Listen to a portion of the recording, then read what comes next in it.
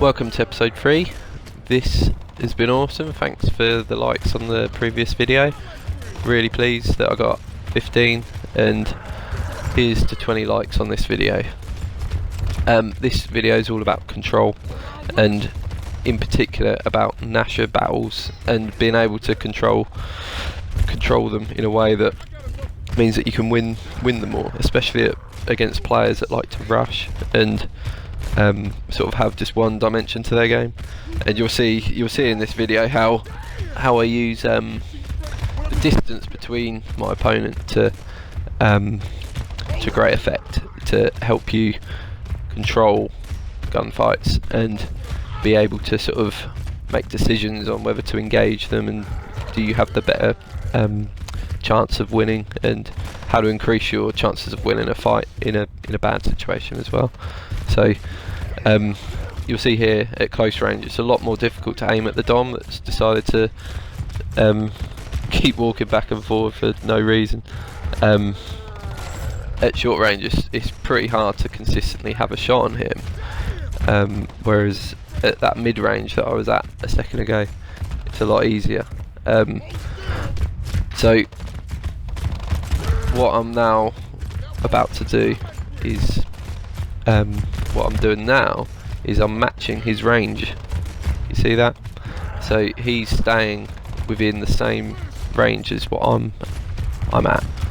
Now this is really important in Gears, and it's overlooked, and well, not overlooked, just not even understood. So if I do this, and if someone enters me at this range, then if I get the first shot at that range, then I'm in control of the gunfight. They can retreat or they can dive towards me, but I'm ready for both situations, and I'm about to show you some clips. So let's talk about this range thing a bit more. So if someone, it's really simple really, if someone enters my range at that mid range with the Gnasher, then my job is to get that first shot. So here it comes. Here comes that first shot. Now I'm in control. Now he's rushing towards me. I'm keeping that distance away from him. Another one does exactly the same thing, dies in exactly the same way, because he was damaged, and his first thought was, oh, I better get close to him and try and finish him. But I was ready for it, and I was retreating, and he didn't.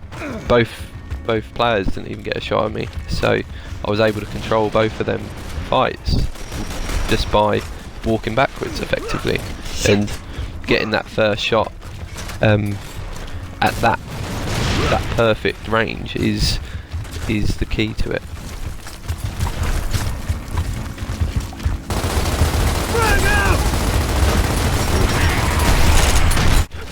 Another example, just first of all starts with that mid-range shot. So there it is, and then I'm in control of the fight. He's on the back foot, he's now retreating, and I'm keeping that range the same again. And then that guy that rushes towards me, I'm ready for him, I'm aware of him, and then this guy, see how I'm keeping that distance between us, always trying to keep that distance the same. He got away that time, but the important thing is I didn't get killed by his rush, and I had the upper hand in that battle if it had continued. And if you can add this to your game, then you're gonna see a lot of success, and you're gonna be a lot of a better player. So I flank this guy. I try and get that mid-range shot, but now the only drawback is suddenly he rolls backwards and he's at my short range, and anyone could have won that battle.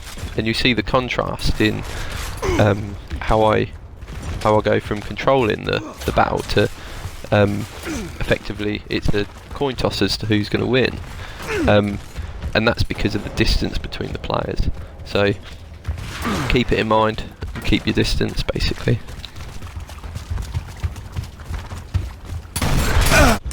Whereas on the other side of things, if someone catches you out of position like this, the opposite applies. You kind of, if you think you're going to lose, it's kind of a good thing to get close, because say if someone had damaged you, the only chance of winning that battle is by one-shotting them.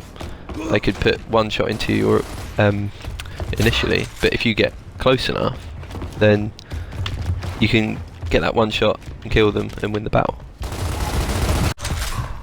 So a good example of this, I'm controlling this guy here, but then I get shot to the other side, so I've got one choice here to get really close to this guy, and that's the only way I could have possibly won that battle, and I did. I got lucky, effectively. But relying on luck all the time isn't a good thing, so here, this is a good example of how I control the fight.